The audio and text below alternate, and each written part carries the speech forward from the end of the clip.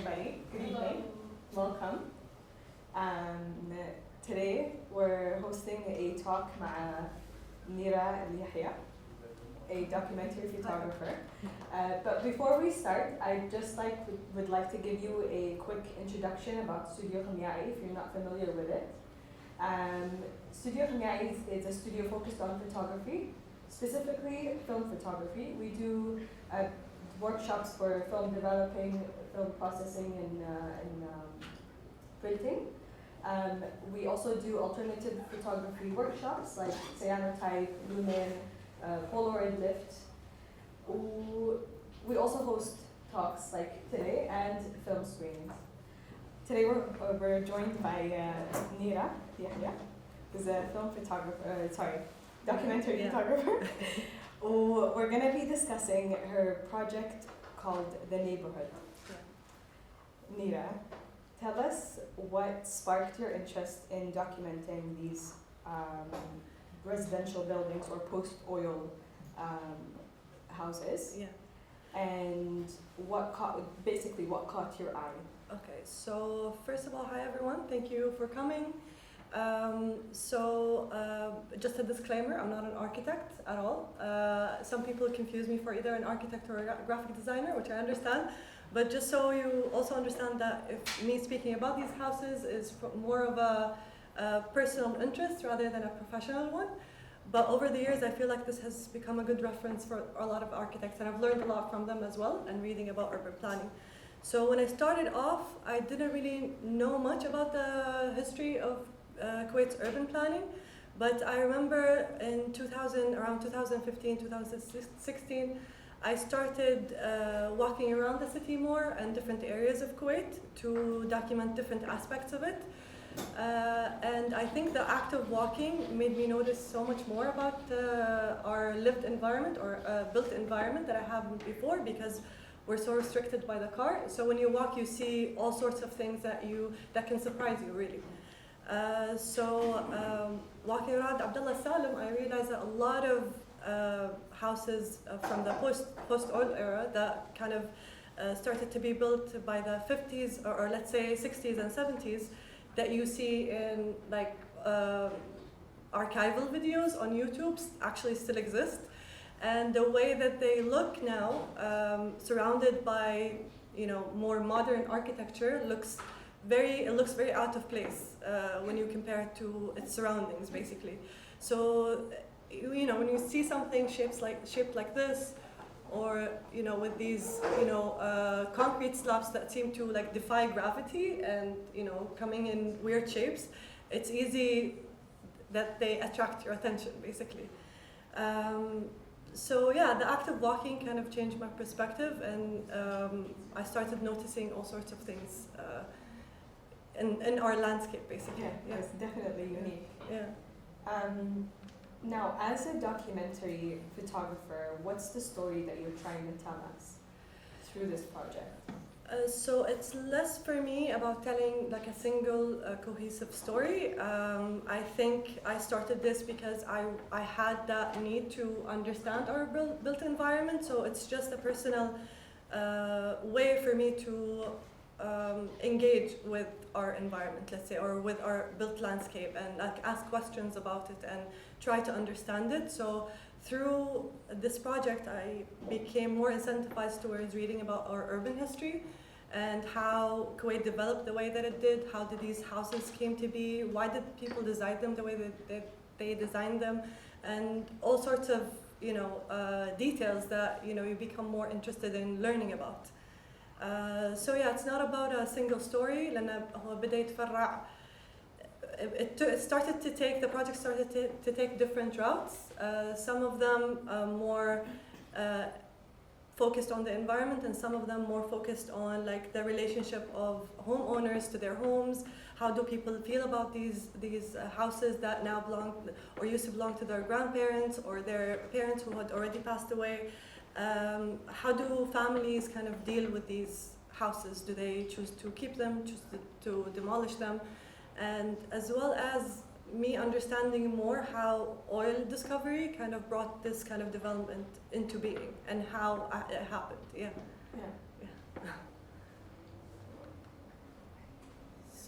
this is more of the houses.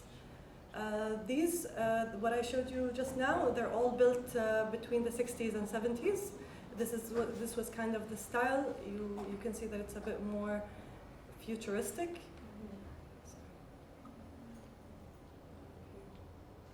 So before you started this project, what was your understanding of urban development? Yeah. And then after you started the project, how has your perception changed? Okay. When I started documenting the houses, I didn't have any kind of preconceived ideas of them. I just remember feeling that our environment is very hostile.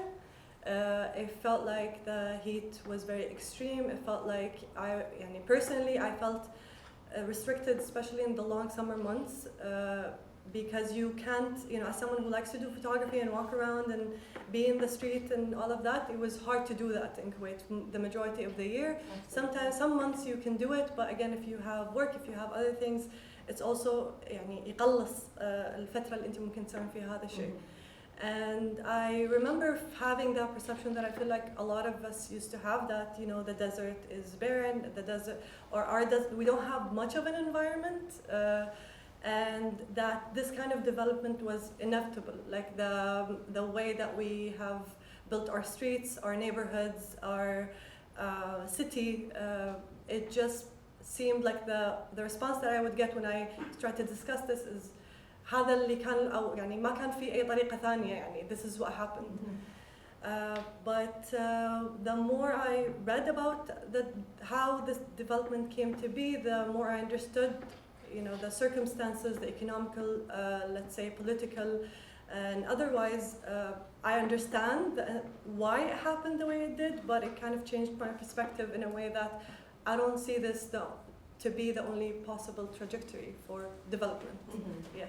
What sort of example? Could you give some examples of the reasons? You mean how it happened the way it did? Okay, maybe I will jump in the presentation a little bit. Okay. Wait. So this is another example.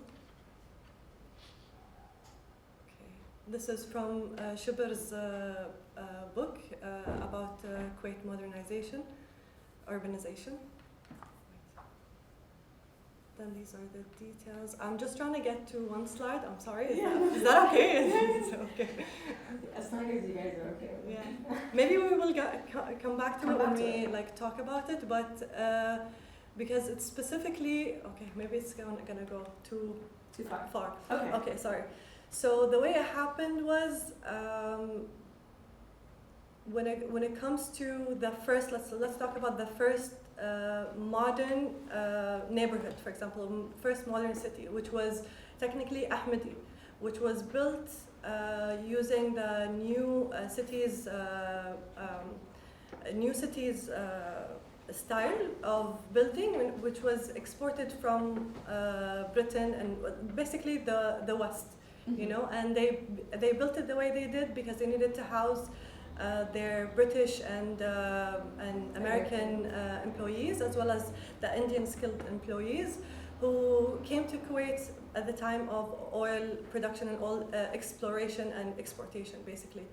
So during that time, a lot of unskilled workers that were Kuwaiti locals, that were Iranian, for example, so Kuwaitis and Arabs and Iranians, they were working in the oil company as unskilled workers, and they didn't have the right for housing.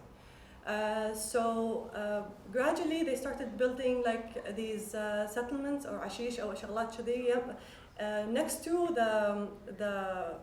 next to Ahmadi, basically, just to make it easier for them to get in and work at the company. So during that time, we kind of developed the perspective that that's the pinnacle of modernity, which was the style of the new garden cities, for example, that was exported to us from the West. So that's gradually how it developed. And as well as during that time, a lot of different things were happening internationally speaking, where Britain, for example, could not risk being, or they had to develop a way of showing that they are a civilizing force and that they are, not to kind of change up their image a little bit. Yeah. So through that and like making the first plan, which is the first master plan of Kuwait in 1951, I think, or 52, these British architects put these plans that kind of expanded on what was already done in Ahmadi. And I think a lot of people already back in the day did not necessarily understand the impact that would bring and the kind of heavy material used, the way that the wide street separated the houses and how that would kind of change the environment almost completely. Mm-hmm. So that's a little bit of what happened back then, and you understand that there are forces that were in play that make it hard to go against that grain. But it's good to learn and understand to see if there's any kind of change that's possible and design that's more appropriate for, let's say, the environment. You know what I mean? Mm-hmm. So yeah, I think I don't know if that answers it. Definitely Yeah. answers the question. Now I want to go back a little bit to this. Yeah, sorry. Yeah. So the way that you describe the houses, you describe them as futuristic, odd, and they are odd. Yeah. Especially after a long period of time, they start to decay and stuff. Yeah. So I want to know. I know you're not an architect, but I would love for you to elaborate shوية about the architectural style and what does it say about the period that they were built in? Yeah. What does it say about the aspirations of people, or how does it even change, let's say, the cultural identity or collective memory of the people at the time? Okay, so when I think about the transformations that happened from the 50s to the 60s, let's say, like within one decade, it's so drastic that a lot of, for example, when you read about it, a lot of researchers and experts say that this was unprecedented. This has not been experienced almost around the world the way that it happened, or the speed to which that happened, and the jump that locals have felt from coming from the mud houses, for example, especially after to هدامة. يعني المباني كانت already, the city was already kind of suffering through an economic crisis from the fall of the pearling industry. There was a blockade from Najd, for example, due to a lot of political stuff that were happening. And then there was the هدامة of 52, which was kind of 52, or I forgot. المهم إنها it's in the 50s, which kind of came at a time when the shift from from inside the city walls to outside to the suburbs of Kuwait City was already happening, so it kind of sped up the process. But also people have suffered a lot in the first let's say first few decades or first half of the 1900s بالبداية هذه يعني. So after that the land acquisition plan, for example, came in, which is getting or compensating people who had houses inside the city to and purchase their land basically in order to develop the city, and they purchased it at high value. It was triple or even more the amount that it was technically worth, so there was a jump in the economic or financial conditions of people, and I think witnessing that change and how it has happened it must have been very extraordinary. It was very exciting, and they thought everything was possible, and it kind of translated into the architecture where they were very experimental, and even the designers who came in were very experimental, and then you get these kind of shapes, that proved later on quickly to be not very practical, in their use, and they changed a lot over the years. Yeah. Mm-hmm. Yeah, absolutely. So even Shibr has a lot of issues with the design of the houses. He has a lot of criticism in terms of how the designers did not really have in mind practicality let's say. And yeah, I think, Yeah. I don't know if that covers the No, it does. question. It does feel like the way that you describe it and the way that you've touched on the history, how people have moved from داخل السور لبرا السور, Yeah. does really have a big influence in the way that it feels like, with the Western architects Yeah. have come in and had this huge empty land and Yeah. space and Yeah, to so be the creative, Western architects mostly brought with them the neighborhood plans themselves and the detached family house. So, but later on, quickly, a lot of different Arab architects came in. Okay. But also, this was specifically when it comes to designing single houses. So you have the plot. At times, it was either depending on the basically economic segment that you fall under as a family. So you either receive a plot, and if you are financially capable, you hire an architect and you build your own design, and that's how some of these houses came to be. But others did not have a similar opportunity, and they had neighborhoods. Yeah, the house was fixed and designed in a certain way from the government, and then maybe you change it afterwards. And even the land acquisition, I think it benefited a lot of the people who are within the city walls. That was not necessarily granted for people outside of it. So even economically speaking, it did create different, it had a different impact on different families and segments of society, let's say. So yeah, it's. I think I just wanted to clarify that the design of the neighborhood itself, yes, it follows kind of these Western ideals, but the houses not necessarily, but it was the opposite of the traditional Arab courtyard house, let's say, or the Kuwaiti courtyard house. Yeah. So, for example, the balconies, a lot of them came from Egyptian designers. Again, I don't know for each specific house, but some of the houses that I was able to interview, the owners would tell me, the architect was either Palestinian or Egyptian or from other Arab nationalities, and they also brought with them their own concepts of design. Yeah. Okay. Should I switch? Yeah. Okay. These are some of the details. They're not all from the same house. No, different but houses. These two are the same. No, neither of them. Okay. It's all different. Yeah. It's all different houses. Yeah.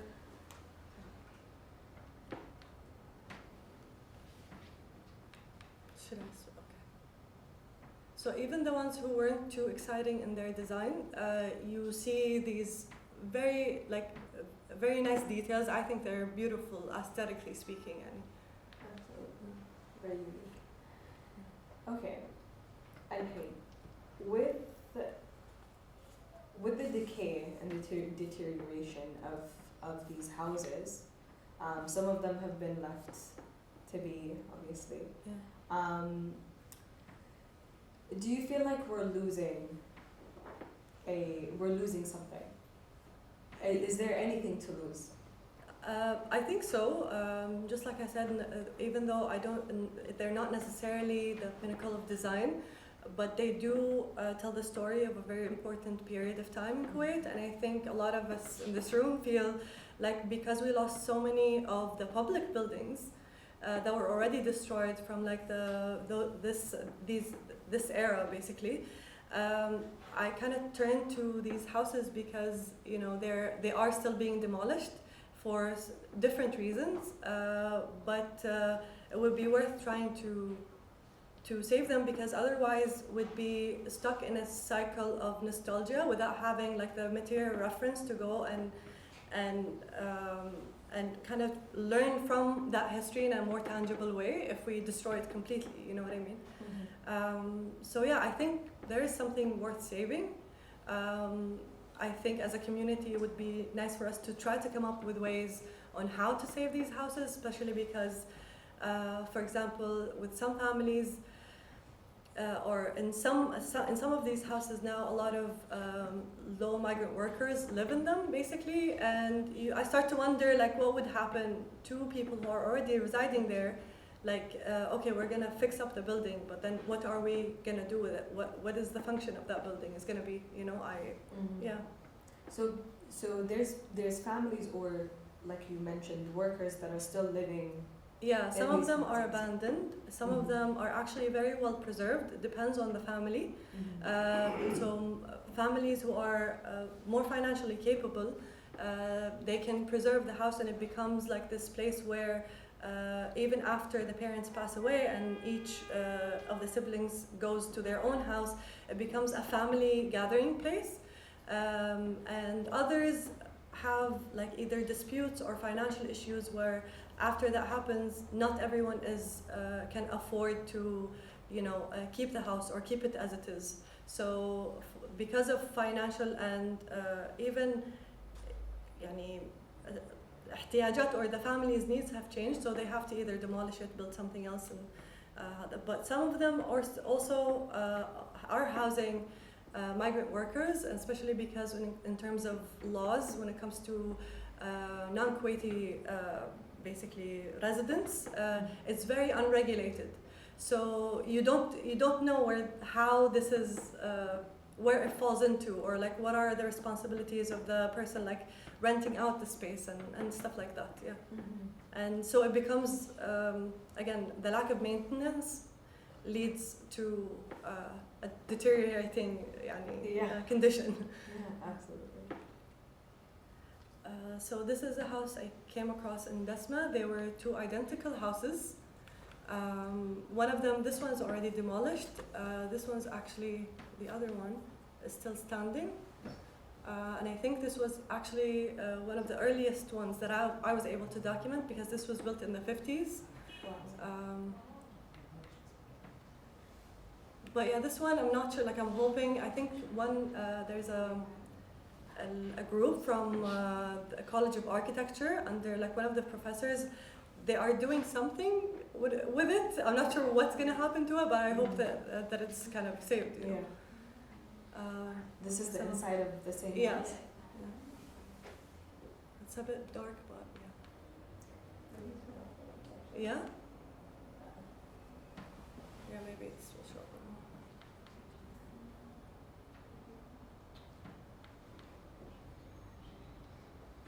And this is actually like a handwritten dictionary that I found in the house. And I'm guessing that the person writing it was trying to learn business, because the dictionary was very business oriented, and the terminology was related to that, basically. And this is the house of Hamad al-Bahar. His daughter, Huda al-Bahar, was one of the first to write about the shift between like courtyard houses and modern houses, and how have the family dynamics changed, how did the use of these spaces change, and even like after they were built over time in the first, like let's say from the 60s to the 90s, how did the function of each of the rooms or the space have changed throughout that time as well. So she is a great reference. That's her book, and you can take a look at it later after. I have the copy here. Can you tell us the story of how you found it? Yeah, so first I went to document the house only from the outside, because it was closed, but it was so hot actually that my camera stopped working because it was so hot, and the photos were destroyed. I couldn't, even though it's a digital camera, the photos came out all black, and I couldn't go back to it until one day I noticed that it was being demolished, so I had to go and document it basically. And I found her thesis on the floor, and I was able to pick it up. We called up the family, we let them know. It turns out that they had one copy, and this is the second copy. I'm glad that I was able to keep it basically, because it's an amazing reference. Absolutely. Yeah. And it became, now it's fun for me to see some of the houses that, you know, these old references have documented, and then I try to find them, or sometimes it's the reverse. So I take a picture of them and then find a really old picture of the house being built, or something like that. So that's one of the houses as well.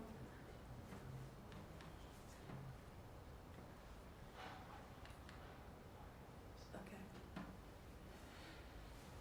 So this is a part of part of the book, which I wanted to highlight this because I think that kind of sums up what her book is about, or a lot of the things that are discussed in terms of urban development have to do with this. So the daily social functions of the modern family are no longer as interdependent as they were in the traditional community due to the economic independence brought about by the country's oil-induced affluence. The acquisition of wealth provided job opportunities and encouraged the extension of the sociocultural and economic horizon in the post-oil era.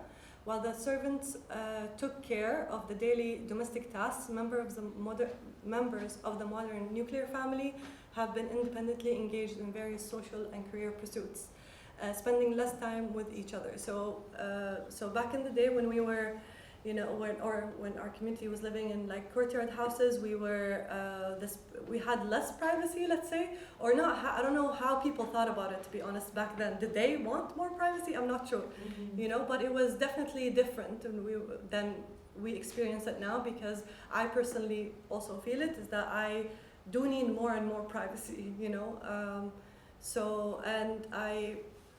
I think we don't think much about also the social kind of segmentation of our society, and the fact that we have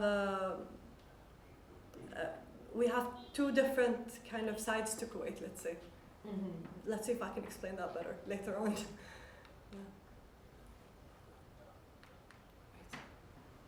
So this is Ahmadi. This is the slide that I was trying to get to first. This is the British and American senior staff housing. This is how it looked like. This was back in the 40s. And this is the Kuwaiti and Arab labor and how they lived, basically or in the outskirts of Al-Ahmadi. This is from Reem Al-Isa's thesis, Building for Oil. It's also a great reference. If anyone ever needs these references, please let me know. I have PDFs and I can share them with you. So just going back, what year was that? This is back in the 40s. So this was happening back in the 40s up into the early 50s, and a lot of people were basically trying or becoming more and more vocal, especially Kuwaiti and Arab labor were becoming more vocal about the conditions that they were living under, and protesting basically against the KOC when it was owned before its nationalization, demanding for better living conditions. Then they are officially employees of the company, but they're not being treated, or they don't have as many rights as the British, American, or even some of the, even though it's a whole other issue, Indian skilled labor, which I'm pretty sure we can see the similarity today, but it's a different kind of dynamic. Here I gradually started to include more and more residential housing or buildings that are for more collective housing, let's say. This is in Khayatan.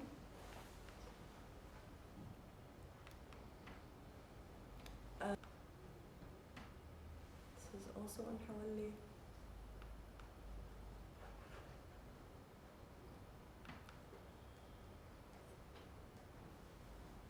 Still Hawali.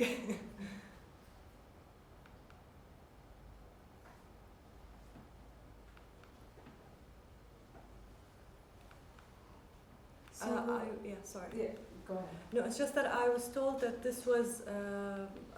I'm not sure if anyone knows any of the history of these buildings, because I did hear that this was a Palestinian school. I'm not sure. If you have any ideas about or more information about Hawali later on, please do share. But now it houses. I think it's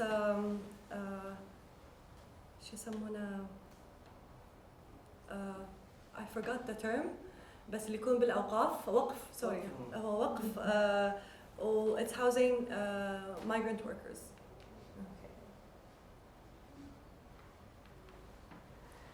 Okay.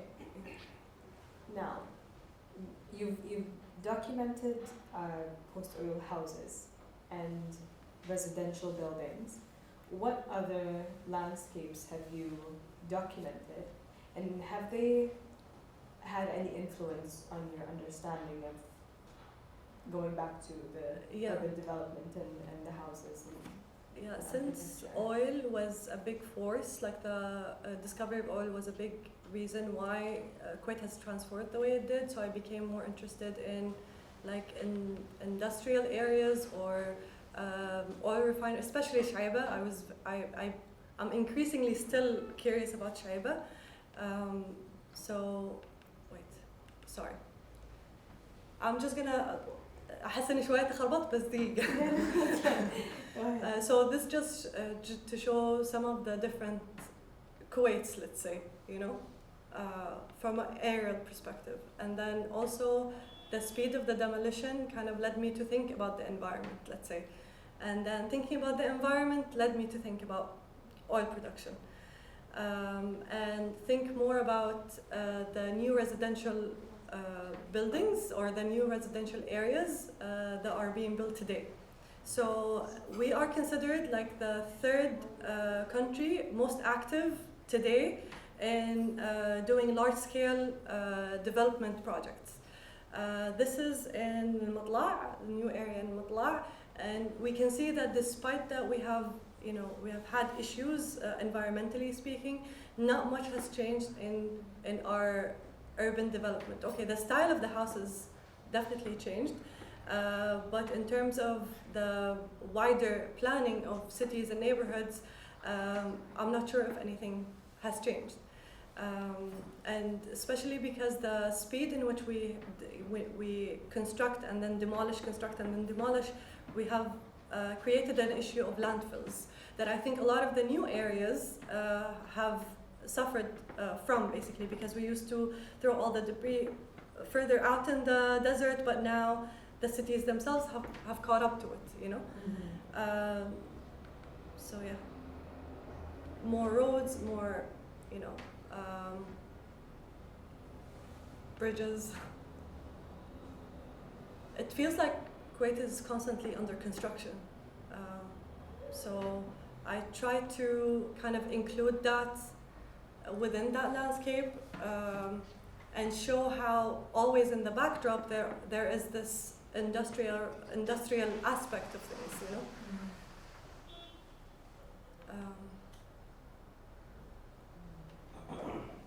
This is Shaiba.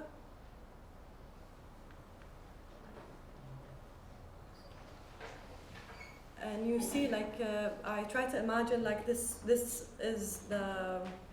is how kind of the desert looked like, and it's impressive that it's still that way in Shaiba, even in the summer actually.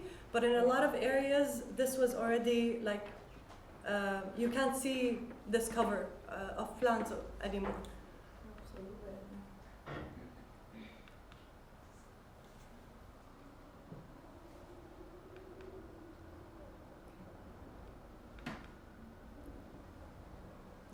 Beautiful shot. Yeah, but it's fun. It's funny because when you look at him, this corner or this perspective does not really tell that this is right behind him. It's one of I don't know. It's very odd when you go there. Sorry. And this is how it looks in the summer.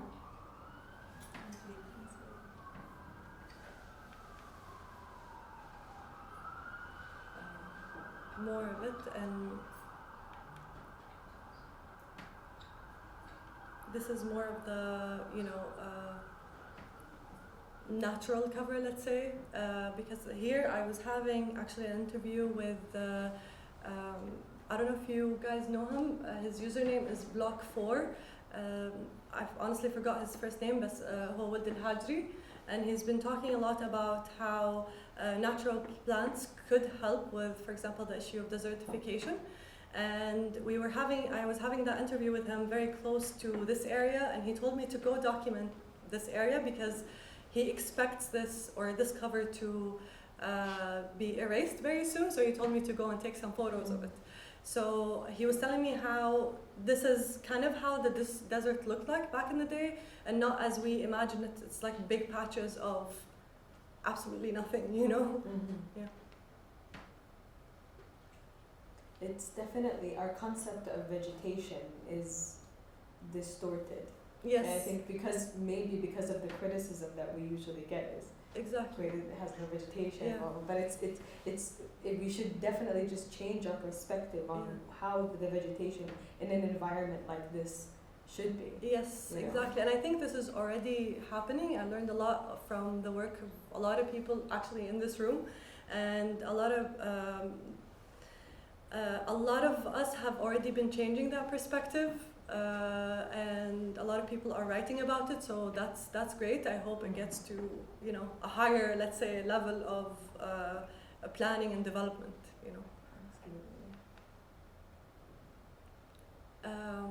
This is Jahra and Jahra farms, which are under threat, and I just wanted to show this picture because you can see the houses are right behind it's like they're encroaching on the agricultural land, let's say. Absolutely. It is quite odd because the farm is there, and then right in front of it is a mall. Yeah, exactly. Yeah, and with American franchises and stuff. Exactly. It's just interesting. And basically the urban expansion have led to a lot of these different areas which we don't recognize. At least I didn't know that they used to be agricultural land, like بحليفة and like the whole of the coast to فحيحيل يعني. And this was one of the farms that was abandoned recently, and honestly this is an incomplete kind of research. I'm still looking up more areas, and as well as the owners of these places,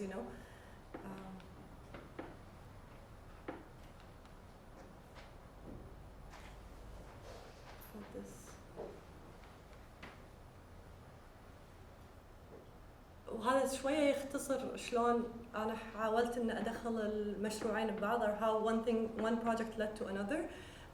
Is because, for example, here it says إن في الماضي كانت الفحيحيل تضم مزارع عديدة, ولكن العمران زحف على الرقعة الخضراء, ولم يبقى من المزارع سوى القليل الذي تحيط به المباني من كل مكان, which is just history repeating itself in terms of what we're going through with something like Jahra.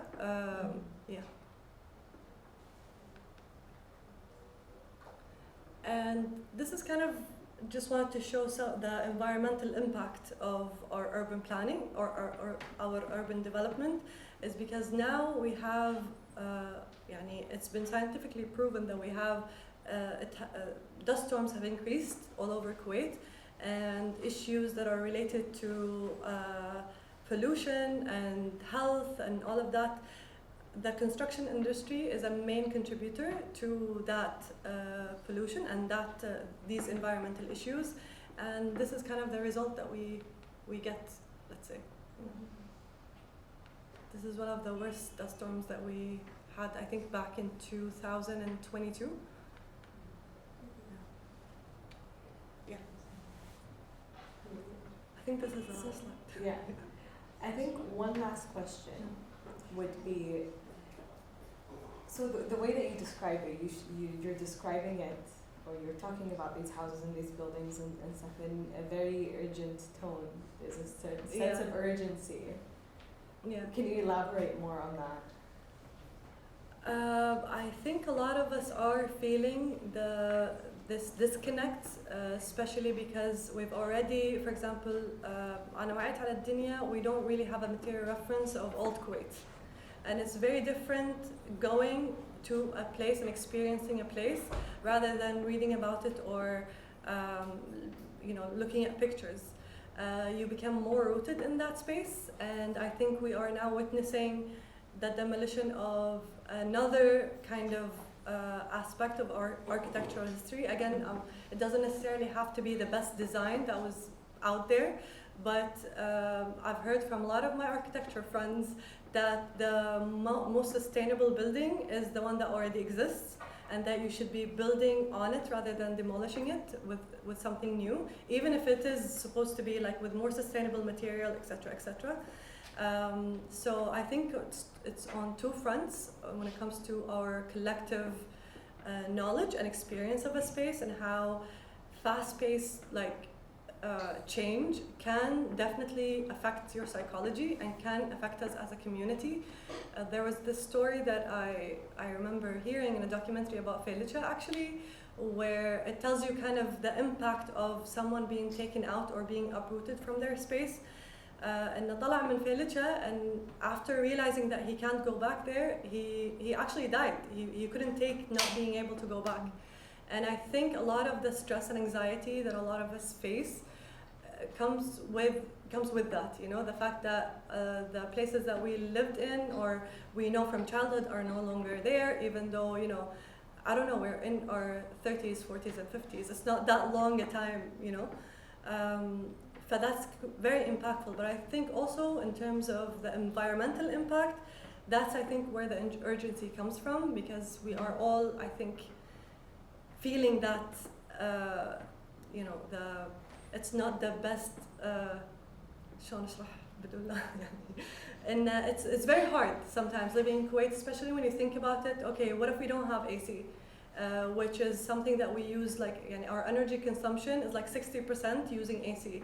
If one day we don't have AC, which مع انقطاع الكهرباء بالفترة اللي طافت, maybe we can, you know, relate to. I think that's where the urgency comes from, you know. Yeah. Absolutely. Amazing. Yeah. Well, I think that's it. Yeah. Okay. Thank you so much. Thank you, everyone.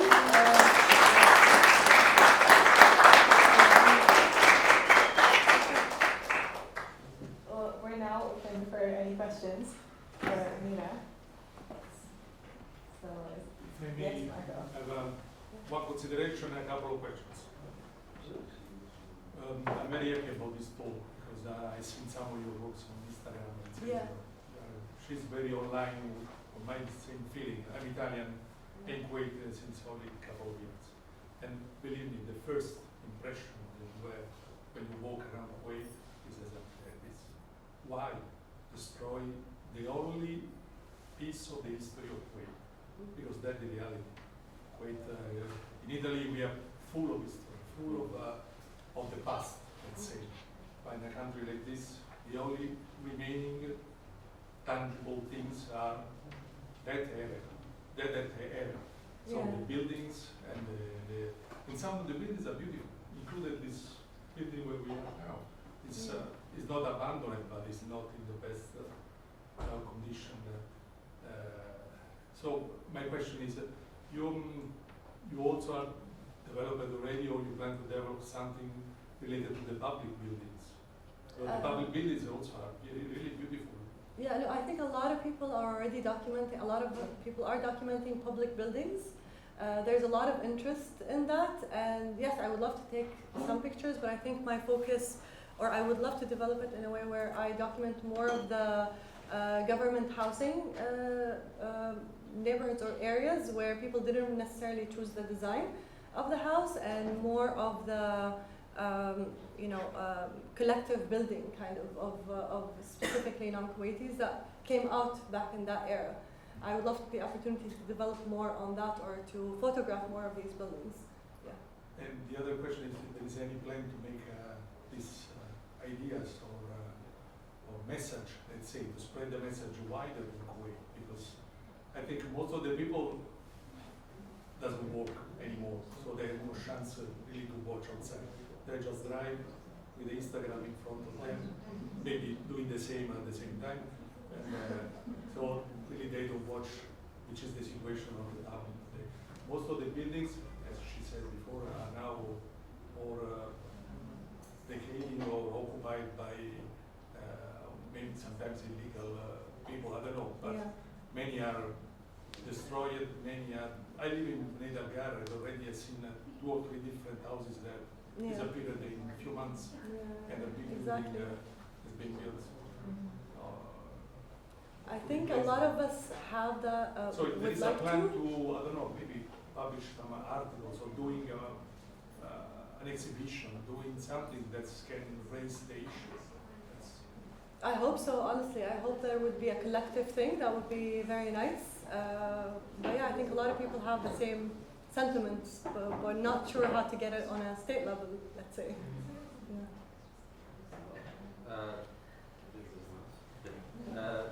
منيرة, amazing presentation. The photography is really great, specifically on the private buildings. And in the public sector, there's a law. I think after 35 years, the building has to be preserved by city rhythm. But in the private sector, there's no incentive.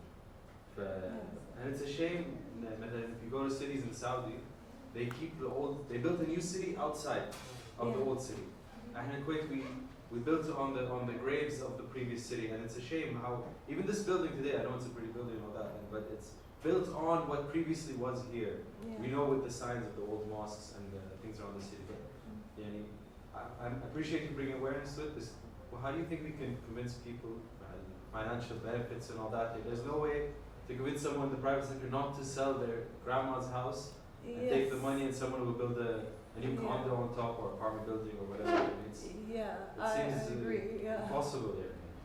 Well, it's definitely very hard, and that's one of the things that I kind of wrestled with coming in to talk about this, is the fact that I don't really have any solutions, but at the same time, like, I'm working with Noura al-Musallam. She is an architect. She is very concerned when it comes to these houses and wants to find a way to preserve them.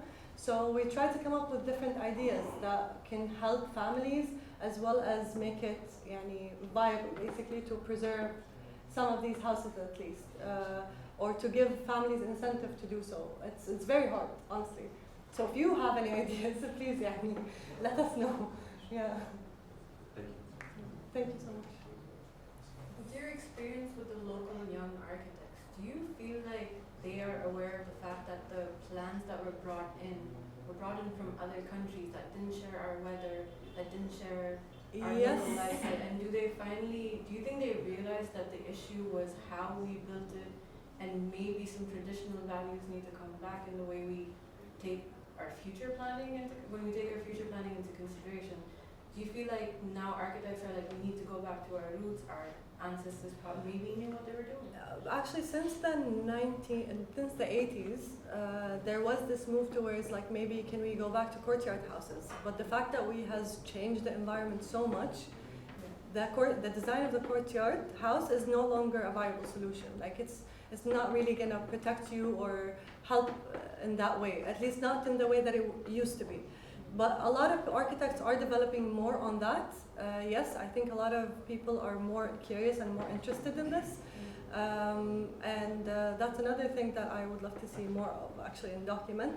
I think there is that, but again, sometimes it's hard for people when there is other forces coming into play, or like they have to design the house because the owner wants it to look a certain way, but there are a lot of people on Instagram, for example, who discuss this, who are coming from a more professional background, and saying, okay, we should think about it this way or that way. So yeah, I think there is that change, but yeah, I hope it becomes more and more impactful, let's say. I have another question also. So a lot of times when I see these big projects in Kuwait about construction, I think about how there's only 4 million of us in Kuwait, right? Roughly 4 million. Yeah. Do we need more housing? Like, in my head, of course I don't know the facts, I haven't looked at the numbers. In my head, we all have housing, there's enough housing. But do you think with the expansion, there's a possibility that we could all spread out, and then that could maybe create a more urban and like people-focused development? Like, if you actually had empty buildings that no one was renting out because everyone's moved to Mutlaq, maybe you could knock down some of the new buildings, turn it into a park. Does that feel like something we could do, or do you think it would just be crammed all over again? It's a lot of different layers to this, I don't think okay, here's the thing. When it comes to housing so in the 60s, let's say, when this detached family house came or became how do I describe it? yeah, it became like the standard, you know, is that, you know, a Kuwaiti family gets a house that's 1,000 to 400 meters in terms of space. So that created something that people expected when it comes to housing. So even, for example, my brothers are expecting that kind of house as a right, you know. And a lot of people do, you know, abandon their houses or otherwise. But how do you kind of take those houses and kind of enforce? And okay, some people don't have housing, so let's house them here, you know. I'm not sure, honestly. All I can say, I'm not sure how it's gonna play out. Yeah. Sorry. My question is related to what you were saying from Nihaya just now. But do you think any of these ideas and solutions are valid with how land and real estate is phenomenally very high value or very high priced in Kuwait right now? Yeah. Can you repeat that? Is it possible? Is any of these solutions and ideas possible when the value of land and real estate is actually very high, almost impossible for most people to buy? Exactly. Yeah, I think it's hard, honestly. I don't see how things could change without them changing drastically for everyone, you know. That's why, again, أنا جيت مو عارفة شنو اللي ممكن أقول إنه هو حل. But it would be nice to find one, honestly. I'm sorry. But it has to change so drastically that I don't think there's, again, incentive to change it, you know, because that would mean a lot of people would lose a lot of benefits. Yeah. Yes. Hi. Have you documented بدأتها yet? And if not, are you worried about like running out of time because of the development that's going to happen there soon? I have some parts of it. I took some pictures, بس محمد الكوح يعطيه العافية ما قصر. أحس إنه هو he covered بدأتها in a spectacular way, honestly. Yeah. But I do fear for its future. Yes. Yeah. Definitely. Yeah. So one more question: how did you get around the bureaucracy with the تصاريح والأوراق وكذي, or do you just pray? تصاريح شنو؟ إيه. تصاريح شنو؟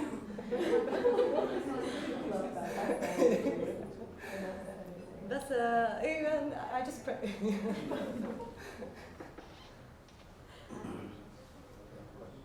Oh boy. Okay. Have you ever run into the owners of the houses while you document? Yes. And were they open to the idea of you documenting or ask? I don't know. A lot of them were, surprisingly. You know, I don't know how people like للحين I didn't post a picture where, you know, I had some negative reactions to it, because mostly I'm showing it as, oh look, this is really good design. I'm not having any criticism. أنا مو قاعد أحطهم بصورة مو زينة. A lot of the people are okay with it, and sometimes even specifically بالدسمة بيت العبد الرزاق مريت عليه, ما أدري إذا أنتم شايفينه أو تعرفونه. already واحد من أهل المكان كانوا موجودين. فقلت له ممكن أدخل أصور بس الحوش وشي, and he was very welcoming, وبطل الباب ودخلت وصورت وشذي. And when I posted the pictures, وايد من العائلة نفسها سووا لي follow, so it was very pleasant, you know. So far no problems. So far people are welcoming, and I have some pictures from pictures that we were allowed to kind of go in and also take pictures of the interior. So yeah, things are good. Good so far. Yeah. Maybe we can show some of them now, Yeah. just to give around, so you guys can check them out. Would you like to look at them? This is both houses are بيوت العوضي.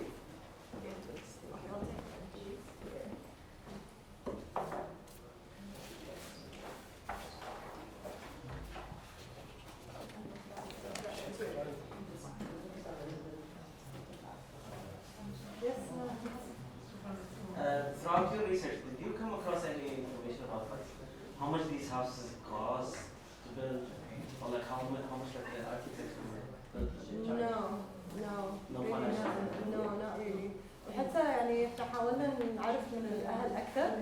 It's kind of شوية صعب انك تسألهم كم كلفتكم البيت بالضبط. No, but like how much were architects paid? Like, Yeah. And like were people prepared to pay like high price for these Yeah, designs? yeah, yeah. Or was it like something Actually, everyone could no, afford? that's a good point. يعني hopefully in the future I'll remember to ask this لأنه ما سألت. يعني بس كنا نسأل حق details أكثر ما كان يعني حتى المخططات الناس ما عندهم مخططات beautiful which is strange بس good question honestly. Next to you, there's some more as well. Yeah, just here. Yeah. Oh, these are for projects, huh? Is there something else?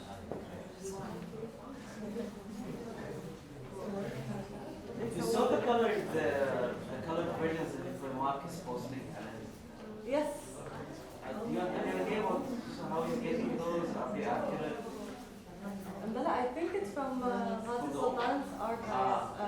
I think it's someone who, yeah, I think يعني إيه من الارchive ماله قاعد إيه فامسوني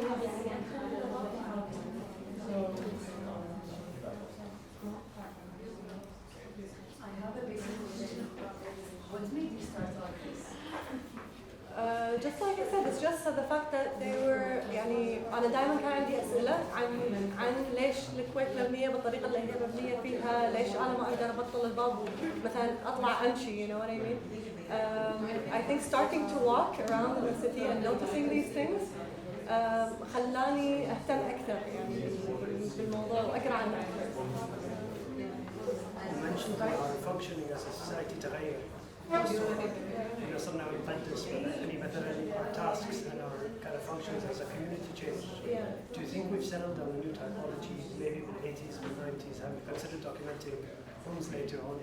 I have, بس I feel like أنا في وايد من هذول الفيديوز وأحاول إن I document as much as I can with some details and some contacts. صورت يوم بيت من الثمانينات ودي يعني أطور أكثر على قولتك ليش الثمانينات الثمانينات. It would be interesting to see it مع 60s homes or 50s homes or how they've impacted our typology. Exactly.